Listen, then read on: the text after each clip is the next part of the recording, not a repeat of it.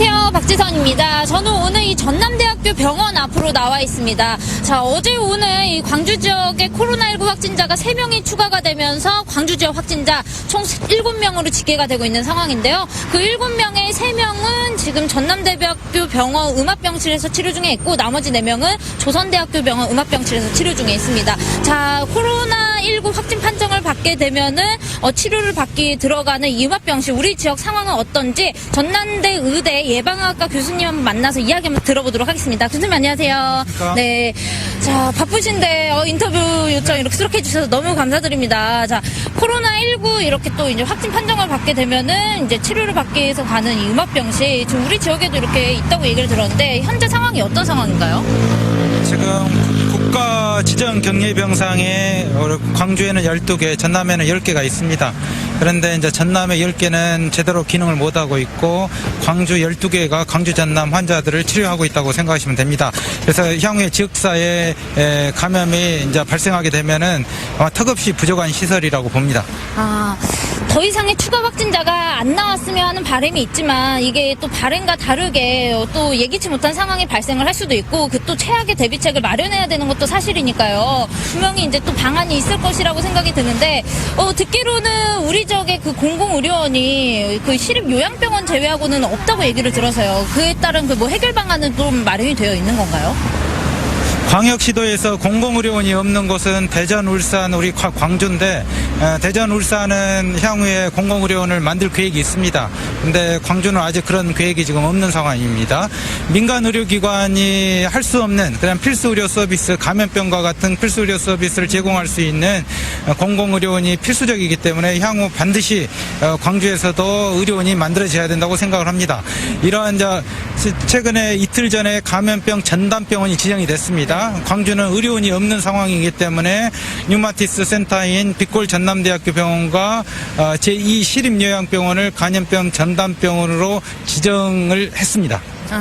뭐 공공의료원을 지금 당장 위급한 상황을 뚝딱 만들어낼 수 있는 건 아니기 때문에 아까 대비책으로 그런 류마티스 관절센터를 이렇게 조금 이제 지정을 해둔 상태긴 하군요. 네. 근데 또 뉴스를 보니까 이 16개월 영유아도 이 확진 판정을 받았다는 얘기를 들었거든요. 그렇게 뭐 어린 환자나 조금 뭐 노인 또 이런 기저질환 질환자에게는 굉장히 안 좋다고 얘기를 들었는데 어느 정도나 조금 더 위험할까요? 영유아나 청소년들은 치명률이 성인에 비해서 낮은 것은 확실합니다. 그리고 기존의 사스나 아니면은 메르스와 같은 코로나 바이러스에서도 비슷하게 치명률이 낮았고 그래서 현재 코로나19에서도 치명률은 낮을 거로 봅니다. 그러나 여전히 역학적 데이터가 충분하지 않는 상황에서 성급하게 판단할 일은 아닌 것 같고 어린이에서 특히 감염되면은 또 이게 이제 성인들한테 쉽게 감염시킬 수 있기 때문에 어린이 감염은 또 다른 측면에서 중요한 면도 있을 것 같습니다. 네. 아무래도 이 코로나19 이 뭐 치명률은 낮다고 알려져 있지만 감염 속도가 워낙에 빠르기 때문에 지역사회 감염에 대한 그 대비책이 확실히 조금 이렇게 마련이 되어 있어야 될 것 같은데 그에 대한 뭐 대비책은 좀 준비가 되어 있는 건가요?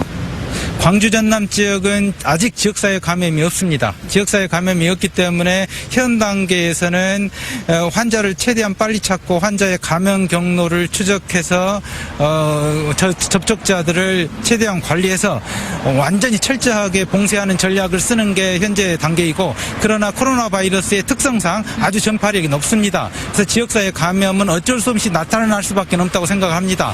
그래서 지역사회 감염을 대비하기 위한 피해를 최소화할 수 있는 전략을 단계적 전략이 마련돼야 될 것 같고 현 단계에서는 선별진료소를 강화해야 될 것 같습니다. 선별진료소는 보건소 중심으로 강화할 필요가 있고 또 2군데 지정되어 있는 감염병 전담병원들의 진료체계가 최대한 빨리 마련될 수 있도록 적극적인 지원이 있을 필요가 있고 중증 환자들을 치료할 수 있는 국가 지정 응급병상을 빠른 시간 안에 확충할 필요도 있을 거라고 생각을 합니다. 네, 말씀 잘 들었습니다. 바쁜 시간인데 굉장히 또 시간 내주셔서 너무 감사드리고요. 계속해서 조금이라도 바쁘시지만 힘써주시기 바랍니다. 인터뷰 감사합니다. 네, 감사합니다. 자, 기본적인 예방수칙, 뭐 손 씻기라던가 뭐 주변 물건들 이렇게 소독 잘하는 거, 그리고 마스크 착용하는 거 열심히 강조해도 모자르지 않는 이 기본 예방수칙을 개개인이 또 잘 지켜주시는 것 또한 지역사회 감염을 막기 위한 방법이 될 수도 있을 것이라고 생각이 듭니다. 자, 지금까지 전남대병원 앞에서 박지선이었습니다.